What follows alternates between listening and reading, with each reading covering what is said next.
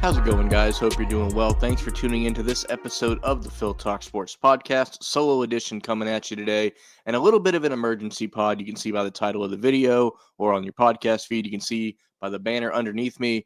Hell may not have froze over, but it's definitely a little frostier there than it was about a week ago.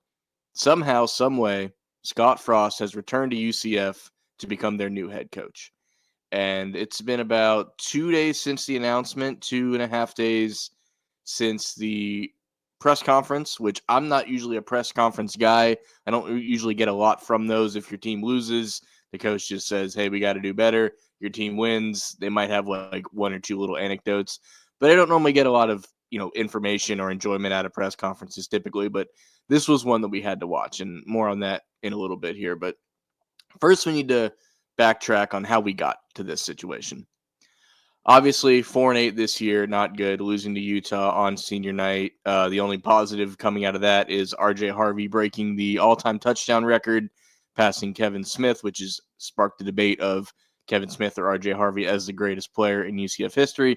More on that another time when I have a co-host. Quick note here, too. Blake really wanted to be here for this. We couldn't quite get our schedules organized to do it together, but do expect to have Blake on again soon, and we will expand on everything I'm going to talk about now. I just wanted to get something out there because I got a lot to say, as you can imagine.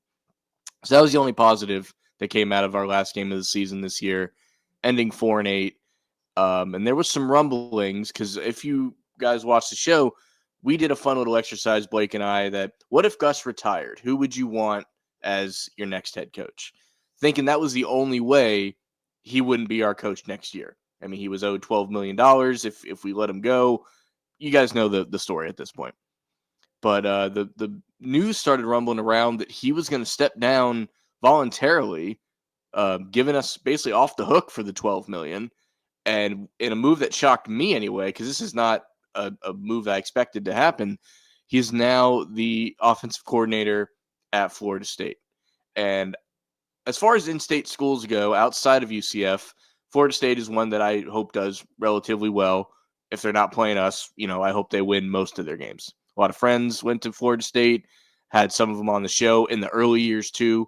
Got to go check the early archives of the podcast. A lot of my friends went to Florida State that were part of this show. So I do have some love for Florida State, nowhere near the level of UCF as you can imagine. But definitely a move. I don't know that it makes sense for Florida State either. I mean, who looked at Gus Malzahn's offensive output, maybe not his whole tenure, but the last 2 years or so, definitely this year, and said, that's the guy I want. It makes sense for Gus if that's truly all he wants to do is call plays, doesn't want to be the general manager of a team, only wants to, portal in the guys that he wants. And it might be helpful he isn't the final decision maker too. That could be something that benefits Florida State. Like, you only take the good, you can say no to him. Whereas in the situation we were in, he's the head coach. Who's saying no to the head coach? Nobody. So again, more on him when I have Blake on later. But so that left us without a coach, and there was a short list floated around. But when we did the exercise in the last episode, I mentioned that if there was a scenario that we needed a coach in this cycle, I wanted G.J. Kinney from Texas State, former quarterback coach at UCF in 2021, I believe, or 22, one of the two. And there was a moment there that it looked like that was going to happen. I was actually clipping that piece from the last episode. I was ready to post it, so I was going to feel really smart about everything, right? I don't mind being wrong about anything. That's one of the things that I think is important if you're going to have a show that all your takes are out there for everybody to see. You can't be afraid to be wrong, and if you are going to be right, you want it to be for the right reason, right? So I had no problem being wrong about that, but I thought it was cool that the name that I just threw out there was even relatively in the hunt, and I feel like, I don't know how deep it got, but the fact that Scott Frost is now our coach, and I do mostly want to talk about that, I can't imagine that was the first choice. Somebody would have had to have said no at some point, maybe multiple somebodies. And that's not to discredit Scott. And Terry Mahadra, our athletic director, has also stated, like, they spoke to a lot of people. I mean, we heard Liberty's coach, right? We've heard a little bit of Memphis's coach. Barry Odom from UNLV it seemed to have come down to him at the end, the offensive coordinator for Penn State. Pat Summerall has stayed put. Odom has gone to another school. I saw Charlie Huff listed, Marshall's head coach. They just won the conference. He's off to Southern Miss now in a very head-scratching move, in my opinion. And then the name Scott Frost came up, and I immediately just shoot it. I couldn't imagine that was even a possibility. And part of that is me as a person, right? I hold grudges. I am in the spectrum of how people love Scott Frost. If all the way to the right is like wanted him back immediately, and all the way to the left is like never want to bring him again, I'm like closer to that other side, but I've softened a little bit over the years. But certainly not something I ever thought I'd have to deal with, really, you know? But as it turned out, that is what happened, and we learned some key information in this press conference that I watched, that I don't normally watch these. Scott has been closer to the program over the past 2 seasons than any of us really thought. There was whispers of this. He essentially, to decode some of what Terry said, has at least inquired about our offensive coordinator job twice in as many years. So when I heard that, I'm like, okay, maybe this isn't as far fetched as originally thought, right? Like, and there was that one interview that came out last year. I think it was just talking about our national championship season, and Scott was in it. He clearly was just like on his balcony of his home or something, and he gave like 20-minute sound clips that they threw throughout it, and like only had positive things to say about UCF. And a guy that's kind of, ever since the whole Nebraska thing fell through, he's kind of been shrouded in mystery. We know he works for the Rams, but he's not a guy that you like see on the sideline or anything. So he's just kind of been like, where he is, he's working in football. I think he worked the All-American game too. He was on that coaching staff for, I think, last year. So he's been around football, but he's not in the public eye the way you are as a head coach of a D1 program, obviously. When I first heard it, my grudges were the first thing to come up, of course. The way he left, I understand why he left. Everybody understands why he left. There was the story of the recruiting database getting erased on his way out, whether he did that, whether he instructed someone else to do that. Maybe someone else just did that, right? Stuff like that is always stuck in my craw. But when I saw him at the press conference, it definitely seemed like a guy that understood what a crazy situation this is. And when he interviewed for the offensive coordinator positions, I don't even know if interviewed is the right word. When he inquired about them, the final, what came away from that, and I actually got this from former quarterback Kyle Israel, put out a video about his thoughts. And Kyle's always been super nice to me. He's always made time for me when I've attempted to like reach out to him about stuff. So like shout out to him. But he basically said that Scott believed that moving to the Big 12 there's gonna be growing pains, right? That seemed pretty obvious. And he didn't want to necessarily be in that transition coaching staff, because if things go wrong, the coordinators are the first to go to save the coach. So while he was interested, he didn't think it was the right time. And maybe going into this season, third year in the Big 12, maybe he would have asked again, because 2 coaching cycles have already been fired worth of coordinators. So maybe would have felt a little safe of like, all right, we got to stick with somebody for a little while here. But then, it's not the coordinator job that came open. It became the head coaching job that became open. And it was a really unique situation that you kind of had money to spend that you didn't think you would, because like, I'll say this about Gus, it straight up did not work out here. The first year was pretty good, beat the Gators, all that, right? And just a steady decline from there. It did not work out here. But there's something to be said about a guy that was okay walking away from all that money and not completely screw over. He didn't leave here the way he left Auburn. Auburn was not in a good financial situation when he left. And that's a team with SEC money, a team that's had SEC money for decades, right? So because of that, I do want to give him a little bit of props. He left. I'm a big self-awareness guy. I know what I'm good at. I know what I'm bad at. I know stuff that I can improve on. And I know stuff that's basically where I'm going to be in that aspect, right? So the self-awareness of maybe I'm not the guy that can put this program where it could be or should be. If I had a hat on right now, I would take it off in that aspect, that like the self-awareness to be like, I'm not the guy here. I respect that a lot, honestly. So there's a lot of negative to say about Gus's time here. A few positives sprinkled in, and that's going to be one of them. Like, you got to admit when it's time to go, when it's time to hold him, fold him, walk away. And he walked away. And he walked away in the most painless way possible. if you saw his, it took a couple days to come out. That bothered some people, but his like speech on Twitter, I still call it Twitter. It seemed pretty heartfelt. I mean, he spent half of it talking about the people at Orlando Health because his wife had some serious health issues, I think last year or 2022, and half of it was just about like the community of Orlando. So that's how you know it wasn't just a cookie cutter like, hey, thanks for all the great times and go Knights charge on that whole thing. So with Gus out of the picture, Terry Mohajir and his staff, expand on a coaching search. Pat Summerall from Tulane seemed like the number one choice. TJ Kinney, as I mentioned kind of earlier in the video, seemed like a guy in the running. Janie Chadwell from Liberty was talked about. That looked really promising there for a little bit.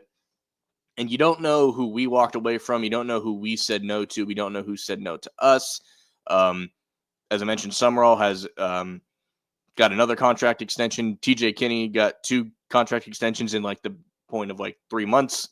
They expanded on the expansion to keep him there. So you can imagine those are guys that maybe said thanks, but no thanks. I think Odom was ready to come here.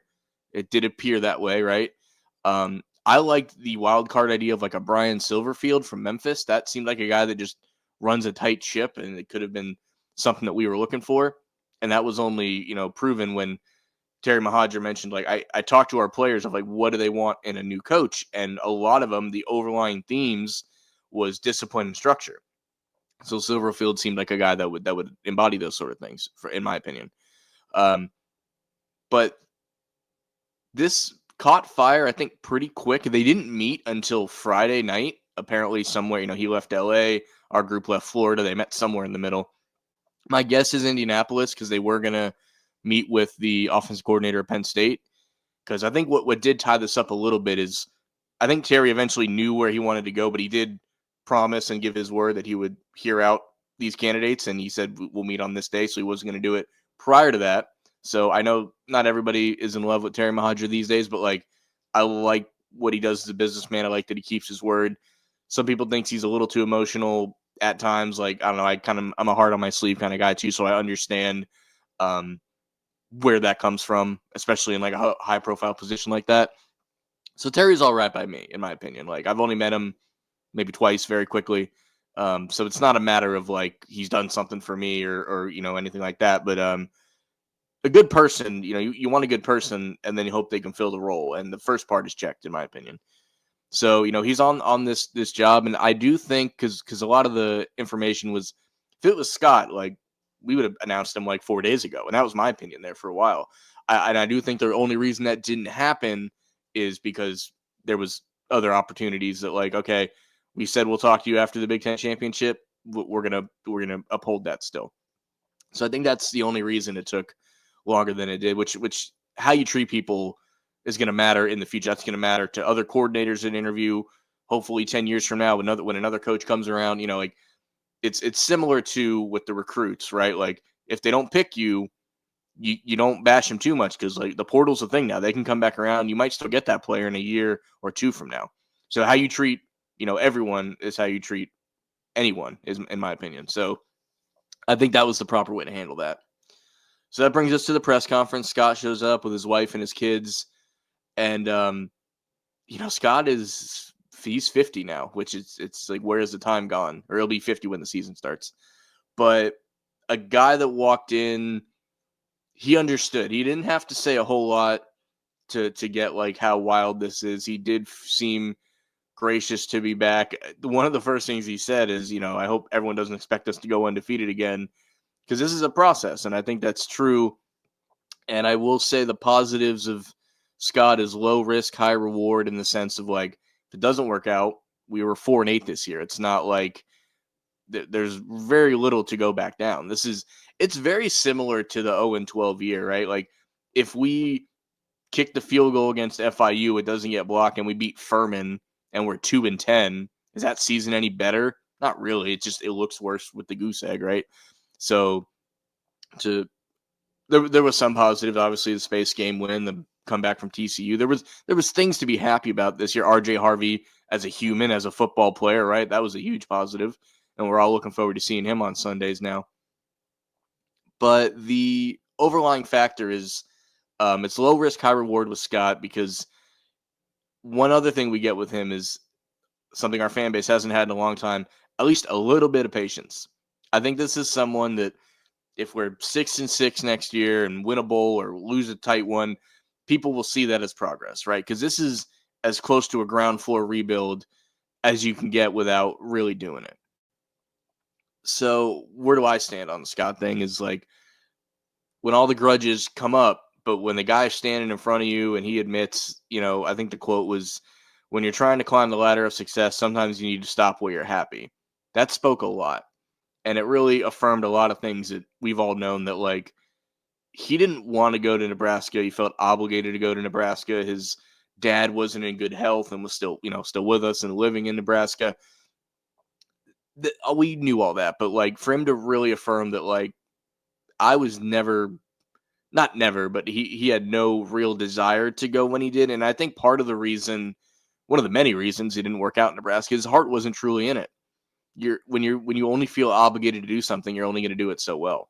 And I think that happens to all of us in our daily lives. Like, you still have pride in your profession and your job, so you're going to give it X amount of effort and stuff. But if you don't love it in a job that you have to love it to be successful, like nobody just begrudgingly becomes a great coach. I mean, I guess Nick Saban kind of did, right? Because that guy's never happy. But in general, I don't think his heart was in it. I thought it was a different level of stress and, just the true opinion of everything in the town. And like, he had left once before that people didn't love, right? When he went to Stanford right out of high school before transferring to Nebraska in an era that you didn't really transfer. So he's dealt with that before. He knows what it's like to have that area, behind you and against you. And I think he was worried about that happening again. The way it all went down, the meeting in Philly during the Temple game, the whole recruiting database deletion that I talked about already. There's bits and pieces that, like, if you were 100% on, you just choose to ignore, which I don't think is smart. I think you need to take everything as a whole and express it. And a part of me wanted like a Mike Bianchi to bring it up. Like, yeah, I don't think he was going to do it then, but like, so what happened there? You're here. You can tell us the whole story now, right? You're back. What happened? Like, and obviously he probably wasn't going to do that because he wants to be invited back to more press conferences. So I feel better about it than I ever thought I would, because I never thought it would happen, right? Um, I think the overall positive is it gives our fan base some patience, or it forces them to have some patience, because this next year is going to be really interesting on who our quarterback's going to be. He said all the right things, right? He won the press conference, in my opinion. He mentioned that, like, I'd rather use resources to keep kids to stay here than go out and get a new team every year. Slight jab at like what Gus has done the past 2 years, I think. But that's everybody lately, right? Everybody but Dabo Swinney basically reloads their entire team. And there's already offers to guys in the portal. There's like a receiver from North Texas that he's our first Scott Frost transfer portal offer. Hasn't picked us yet or anything. But so he's going to play the portal game, especially this year, right? There are going to be holes that need to be filled. But the big thing with Scott, and it's been said by like former players, Kyle Israel mentioned it, Mark Daniels, Mike Bianchi mentioned on their show, it's the culture. And you can't deny that for 2/3 of a year, or all of 2016 and 2/3 of 2017, the culture was at an all-time highs, to the point that when Heupel came here, 2018, the culture stuck. 19 it only barely started to wane, and then COVID kind of shook everybody. So like things could have been a little better if not for that year. And then of course Heupel leaves and Malzahn comes in, and the same way that people used to talk negative about Heupel, the thing that I made the decision I will never talk negatively about Josh Heupel when Otis Anderson passed away, and he immediately left Knoxville to speak at his service at our field. So that was a situation where you're like, all right, he left, I get it, but he had no true ties here. He was an SEC guy from the get-go, coming from Missouri and everything. But like seeing him drop everything to go to Otis's service was like, all right, I'm not going to say anything negative about that. And that's the way I kind of want to go about this. I want to be firm but fair moving forward with Scott. I think that's going to be easier to do than maybe in the past, like, because I have the bias for UCF, but I have a little bit of like we need to point out when this guy messes up because of what he did to us in the past. And like I said, Scott will be 50 when the season starts. So he got a 5-year contract. If he sees a second contract, and I don't mean 2 years in, he gets an extension. I mean, if he sees a 6th year here, there had to have been some level of success and at least stability, if nothing else. And is that stability 8-4 seasons with the occasional 9-10 win seasons? I'm the type of fan that would be happy about that because I grew up with UCF. Not, you know, '07 was their first conference championship, and then in 2010, when I graduated high school, winning a conference and beating an SEC team in a bowl game, beating Georgia in the Liberty Bowl, I almost never thought it'd be better than that. That was going to be the season we always talked about. Then the Fiesta Bowl happens, and I'm like, clearly it'll never get any better than that. And then 17 happens, and a large part of 18 was the same way. Obviously, the Mackenzie Milton injury. That's a whole nother discussion, too, with Mackenzie Milton. Should they bring him back on the coaching staff? It'd be great to see, of course. Like, I don't think anyone would not want to see it, but people that are calling for him to be the OC, I think that's a bit much. I don't know how much in his coaching journey. Granted, he's with a great offensive mind with Josh Heupel. He's in an SEC locker room with SEC coaches at Tennessee. They're gearing up for a college football playoff game. That's valuable experience that he would bring anywhere. But the people that are like KZ, offensive coordinator, Shaquem Griffin, defensive coordinator, if they don't have the experience as a coach, it's not a great move. Now, I think KZ as a quarterback coach is a more than fair place to start him, or just an offensive analyst, similar to what Scott was doing at the Rams recently. I think that's a fair place to start. And that is in no way saying, like, don't give this guy the world. Like, he did a lot for us. He's someone that his reason for leaving, you can put more on Dylan Gabriel than him leaving. He didn't want to be the shadow over Dylan, which he was for a long time, even growing up and playing in Hawaii and everything. So he left. He gave the keys to Dylan, and then Dylan left. So that, I think, harpered their friendship for a while. I feel like it's relatively, back to normal now. And Dylan Gabriel, in his like 6th, 7th year in college football, is gearing up for a college football playoff as the number 1 seed. So I'll be interested to see how that goes. But I would love to see KZ back. I think offensive coordinator is a bit of a stretch, and that is in no way a hate. I would much rather see him as an offensive analyst, as a quarterback coach. Sean Becton is the only really confirmed guy on this coaching staff. Herb Hand, our offensive line coach, who I really liked and was good at recruiting and even better at developing, is off to Florida State with Gus.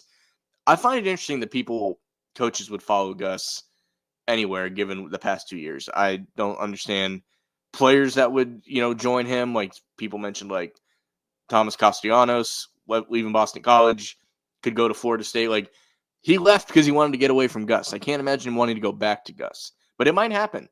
Some of these guys are only at UCF because of Gus, so I could see them moving. But it's not been a great 2 years, which would be a lot of these guys were in that time frame. So it'd be really shocking to me if how many of them follow Gus, how many coaches follow Gus. But if that's your guy, I guess, right? So that'll be interesting to see. As the coaching staff takes shape, our pool of money for coordinators in general is pretty competitive within our conference nowadays. So that's going to be exciting. Scott is, wiser now than he was then. I think it's hard to not improve off of the culture and the vibes alone.